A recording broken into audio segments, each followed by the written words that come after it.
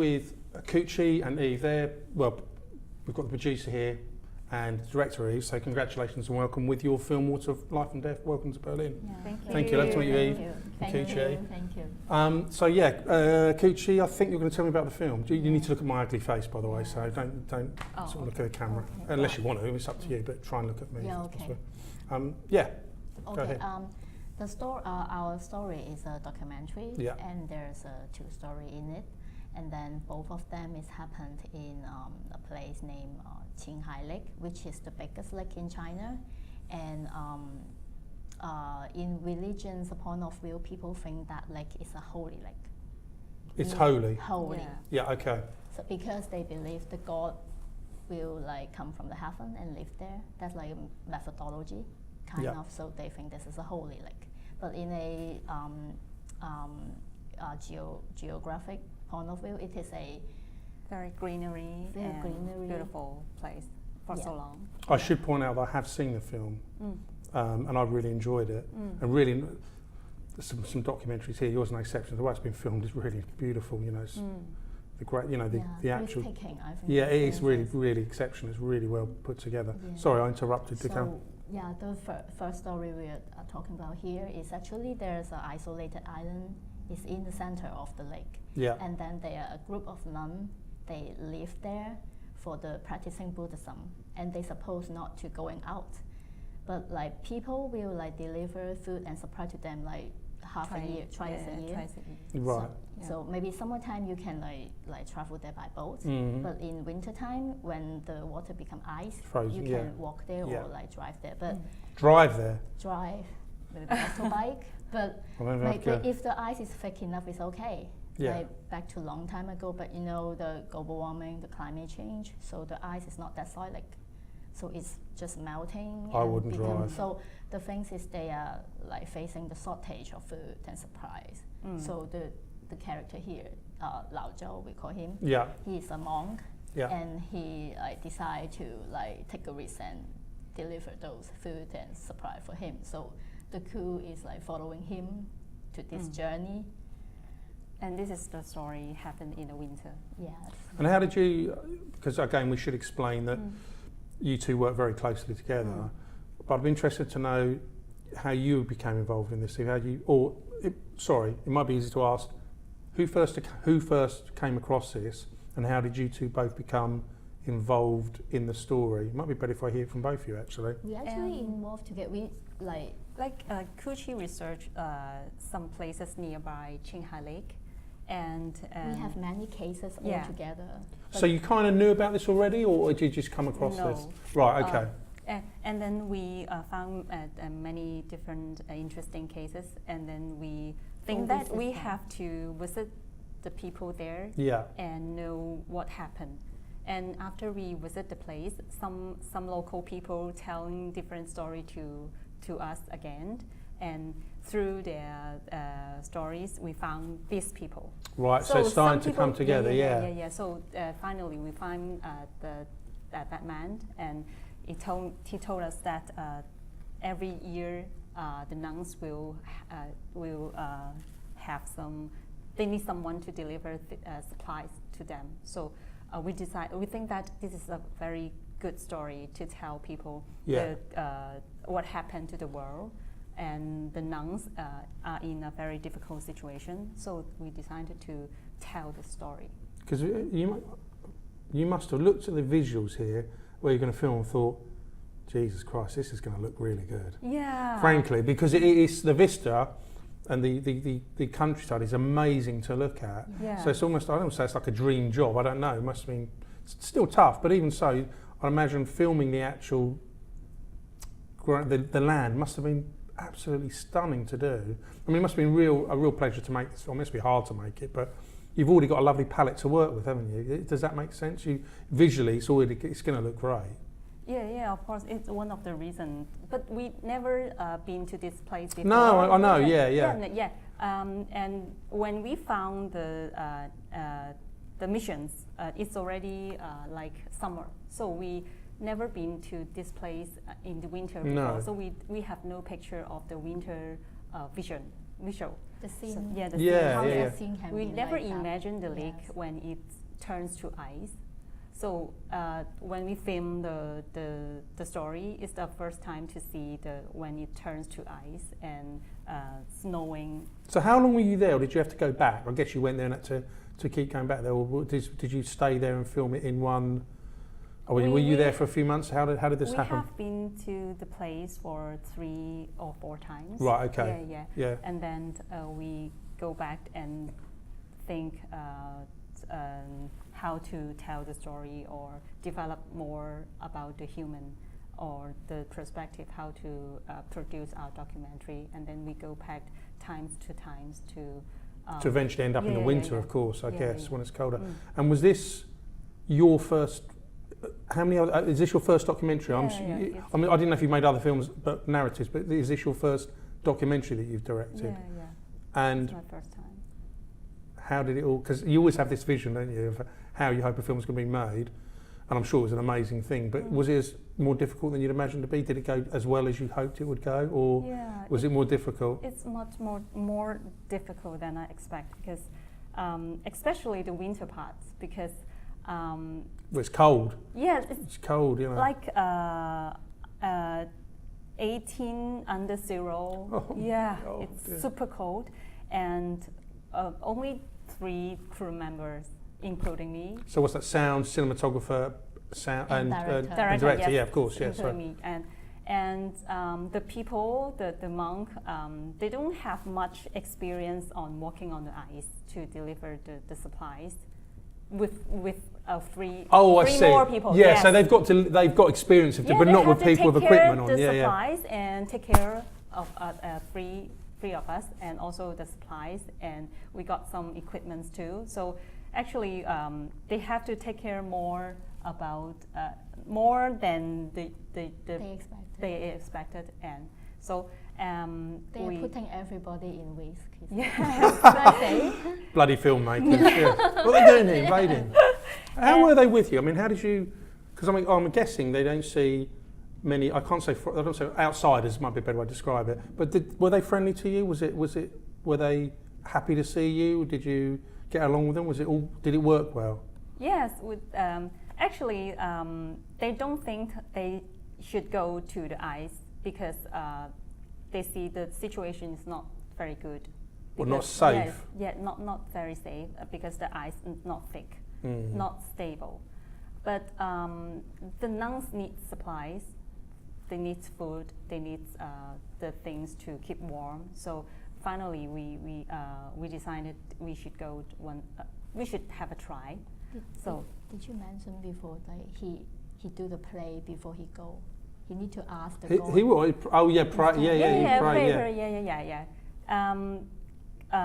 How do I say? Pray. Do he pray before he go? Yes, of course. Pray. Yeah. They pray. They pray a lot, and they burn something. And also, they hired a monk to go with us. How do you hire a monk? I mean, it sounds bizarre. He invited a monk to. It could be like a guide. Perhaps. Like a guide, but. He was only the guide of the religious. He's not directing anything, but he just with us, so we will safe. We will feel safe. I suppose it might be better to ask, rather than the indigenous people population, what about the nuns? How did you? Because I'm guessing they're even less likely to see outsiders, aren't they? But what was your experience of meeting the nuns, and did it make you? Because I imagine I know they live a very simple life. So when you were seeing the lifestyle that they lead, because we talk about cars and watches and houses and all the things that you and I have in common, but of course they're not trapped into that materialistic way, are they? Which I'd say trapped, you might not be trapped by it, but I guess what I'm trying to get at is their existence in comparison is very simple, isn't it?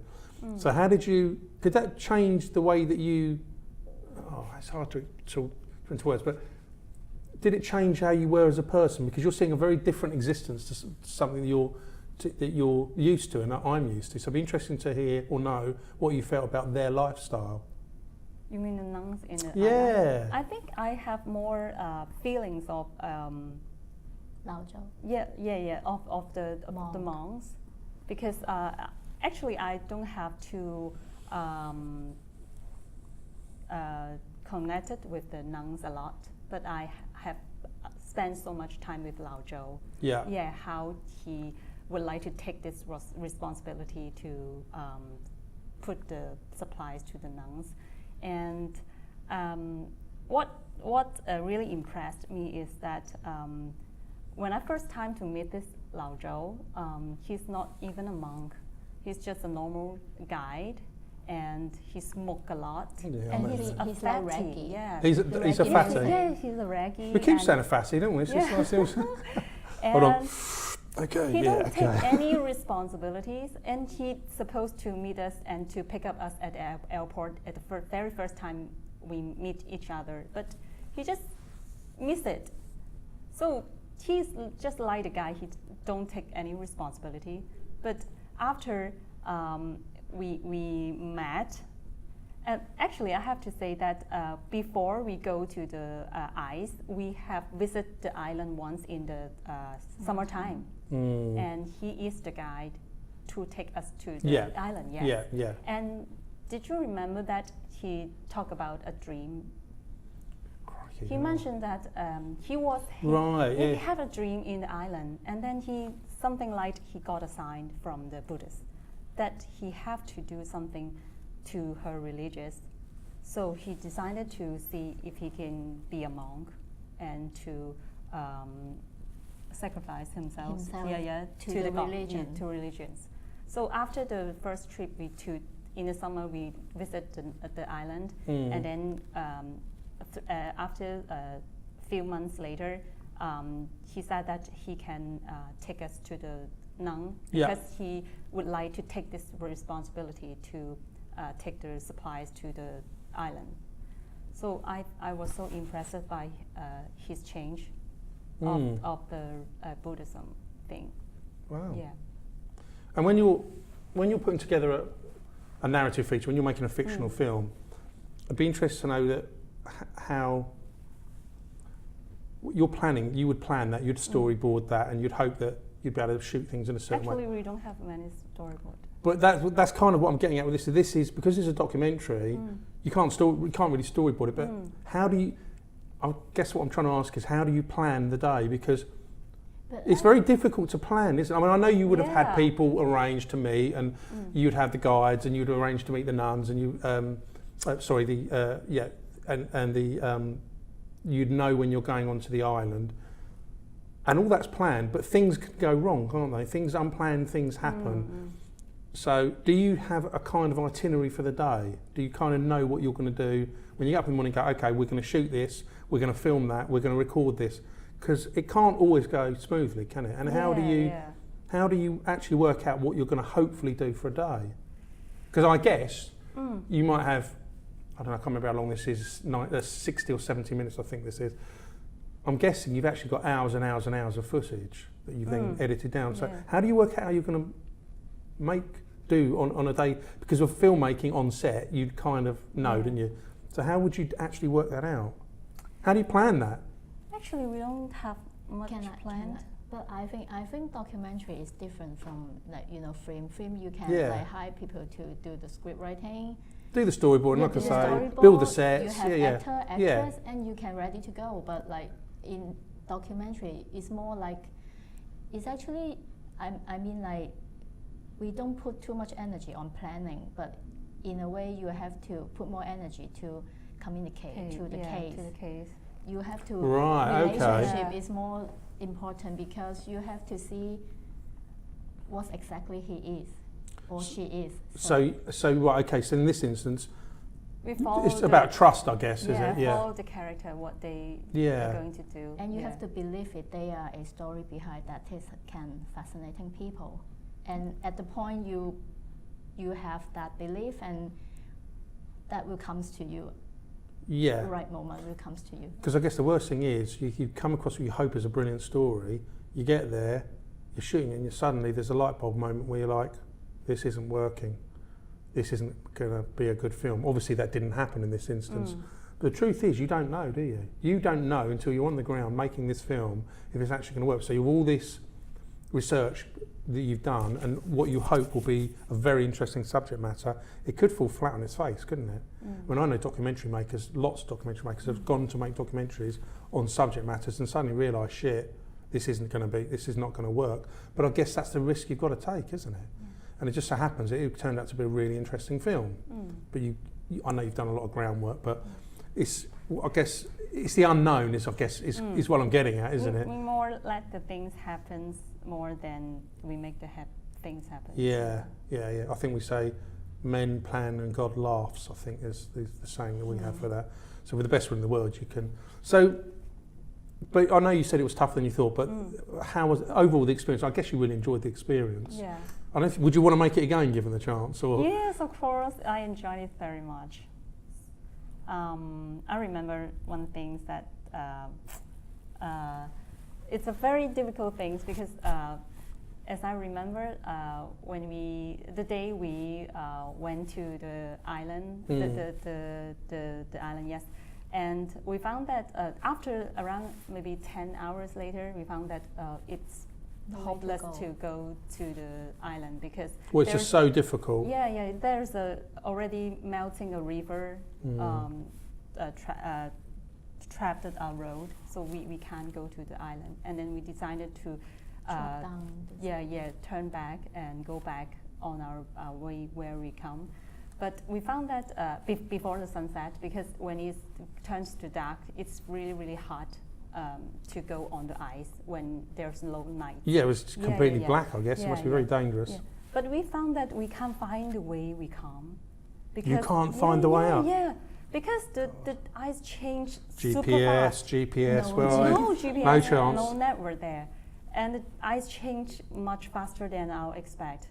And we can't find a way. The ice already melt to different pieces.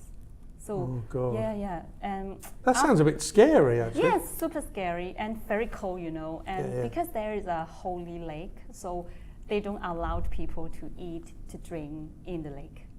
So you can't fish. Yes. You can't drink the water. But who's going to know? Who's going to know? And we are super hungry and exhausted and cold.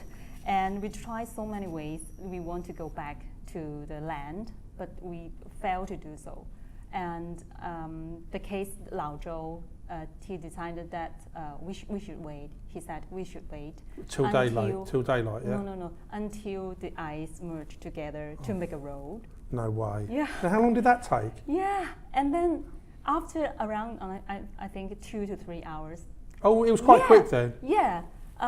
But in that 3 hours, I think it is really, really amazing because there's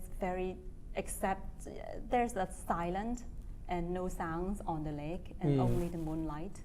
And you can only hear Lao Zhou chanting. Oh my God. Yeah, and the big wind, the sound of the wind, and it blows the ice together. You hear the crushing sound, only the crushing sound. And then you will just feel, this is so amazing. This is the power of the nature. And you can see the ice merge together. And was it a clear sky as well? No, because I wonder, because if there's no light, what I'd imagine is like dark skies. It must have been amazing. Yeah, it's quite. You can see the Milky Way. Yeah, I wonder if you could see that, like the Milky Way. Could you actually see that? Yes, we usually see the galaxy because the sky is very clear. Oh, I'd love to see that. And under the moonlight, and you can see the shining of the ice and the road. Oh my God! Yes, this How is amazing. Really amazing. Were you able to take pictures? We really want to take it. I suppose the light was so low. But our camera ran out of battery at that time. Yes, it's the whole day because we don't have chargers or anything. No, of course not. In the middle of nowhere. Yeah, so we took a picture, but only ourselves. It's not. Oh, like click. Yeah. A selfie. A nice road selfie. Is that what you've done? Oh, can you hear that click? So go on, carry on. Yeah, and then the road, and we just think that we really feel impressed of the power of the nature, and then finally we can go back on that road and safely walk back. Yeah, cross. But you must have been, even so, you must have been a bit nervy going over that road, even though you know it's coming together. Yeah. I mean, I would have been frankly like, shit, I don't really fancy doing this. Well, you must have been a bit nervous crossing the river, or crossing the lake, sorry.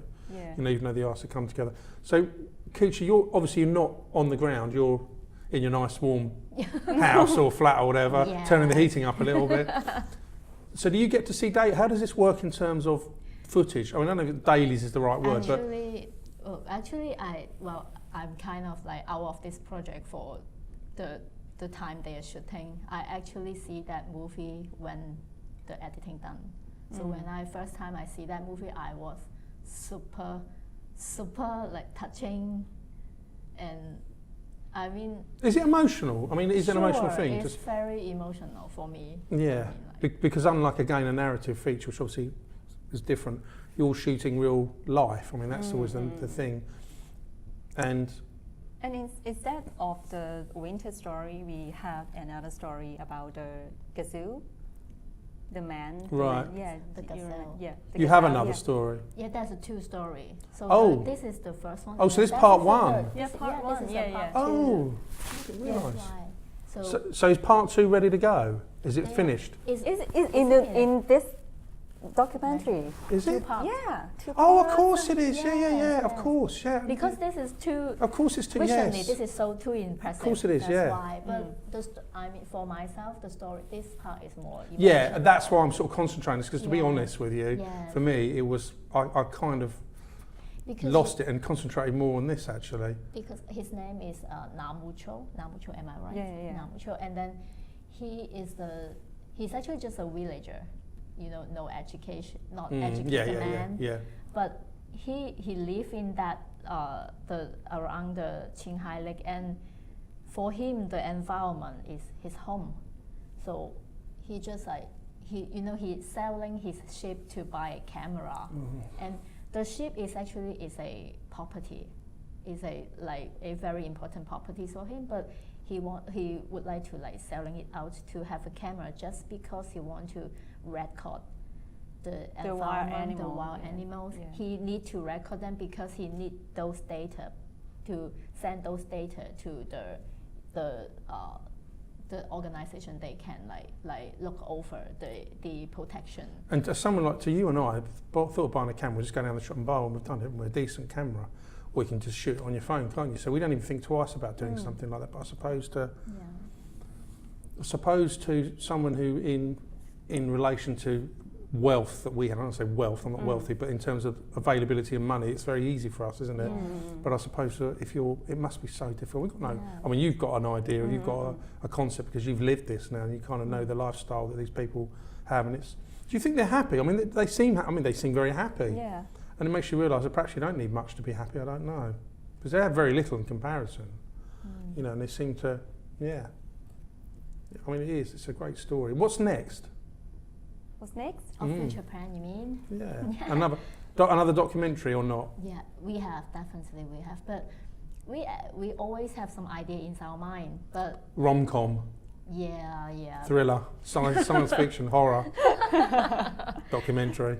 It's actually we have another documentary back to 2012. That is about a porcelain story in China. So you've made that's available now? Actually, that one is me and producer Wei. We make another story at that. And Noel. And Noel, yes. Well. Noel is our executive producer. Right, okay. No, that's Noel Wong. Yes, I should see the name up there. He's a key person to because we always have idea, but maybe financially we cannot support ourselves to do the project. It's money again, isn't it? It's always money, isn't it? Reality, but Noel is himself. He is a very passionate about the cultural things, and definitely he like to talk about the environmental, and then sometimes he come across some people, and then he just tell our story to those people, and then those people think, oh, this is a very meaningful project. Well, maybe I can fund you something. So nice. He just get us some, not much, but it's a good start anyway. So he's the guy that a key man in our project. So future plan is we have maybe we want to go for some religious story. Another documentary. Yes, because after IFF they go to Qinghai for this documentary, and then they meet many monks. Yeah. I mean spiritually they have very impressed, and then I think maybe the next one we can like think about something about the religion. I mean, would you, on a serious note, obviously you love making documentaries, but have you made non-documentaries, or is that something you'd like to do? So narratives, is that something, I mean, I jokingly said about a rom-com, but the point I was trying to make is something other than a documentary. Yeah, I had made some mini macro film. Yeah, so you've done other films that are not documentaries. Yes, but it's But which you prefer, I guess? It's not something official, just because I study film at my university, drama. But I like to prefer documentary more because I think the human feelings, the real things, it's more impressed at me. Because it's true, isn't it? Yeah, it's true. The story, the feeling, the emotion. And you can be more involved. I don't know, because like drama is at the end is just a fake story. Yeah, it's just fiction. It sure is like you can deliver a message to people, but it's still a fake story. But they are true. They are a true human being. And just finally, this is to both of you. So it'd be nice to hear your opinion on this. How lucky is probably the wrong word, but other people know that you're filmmakers. But how do you feel? What's it like? Can you explain to people that have no reference point how wonderful the feeling is of making film? Is it possible to put that into words? You know, so you make a film, you're filmmakers, or you're directing and obviously the producer, but are you able to explain or put into words how positive it makes you feel to make a film? Because you obviously love making it, and lots of filmmakers tell me it's an addiction, and once they start, they can't stop doing it. But can you put into words just how the joy it is to make a film? Is that possible? Does that make sense? Joy of making it. So in other words, what do you really love about making films? You know, what's the real positive about putting something on the screen? When you put it together and it's the final version. So perhaps well, you can start with that, Kuchi, if you can tell me. Well, for me, it's like making documentary is kind of like reflecting yourself. I know this is very personal answer, because making documentary, somehow you want to like maybe spreading a message to people, maybe you want to educating people, maybe you want to deliver some truth to people that people don't know. But I think in a way that is also like those answers will coming back to you. You actually the one you get educated or get impressed, or you are the person to chasing the truth, and those feelings that you can't share to people actually until you shoot the film. Yeah. So, It might be easier if I was to say, how do you feel when you first see that film with an audience? That's probably an easier way to ask the question, because I guess what I'm trying to get at is the emotion that you feel when you see that with other people. I know you were there to make the film, you put it all together, but the final cut with an audience for the first time, whether it's War of Life and Death or other films, it must be very difficult to define how you feel inside. I mean, it must be a feeling of euphoria and happiness, or nervousness, I don't know. I guess what I'm trying to get at, and you explained it very well, is what you feel when you finish making a film, how it makes you feel. And obviously it must be great because you're doing it. So, I mean, can you put that into words? The feeling that you have when you make a film? After finish the film? Any film. So when you see it for the first time with an audience, what's going through your head and heart? Nerves, probably. I always think that the film can be much better. Every filmmaker film says that. Every filmmaker. She keeps criticizing herself. Yeah, I added so many different versions after the first cut, and I think I can do more to express or in different ways to perfectly tell the story of these two men. I don't know if there is no such thing as perfection in filmmaking. There is it's because you're always striving to adjust it, aren't you? Someone said yesterday there's no such thing as a finished film, because you'd always want to go back and change things.